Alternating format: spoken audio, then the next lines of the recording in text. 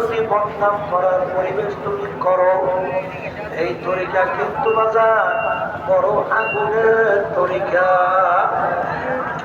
কারণ আমরা বহুত দেখছি যারা এই তরিকার সাথে বেয়াদবি করছে বাজার, তাদেরকে আল্লাহ দুনিয়াতেও বেয়াদবি করছে। আর যদি ঠিক মতো ইমান সহকারে না যাইতে পারো, আখিরাতেও বেয়াদবি কিয়ামতের ময়দানে হবা।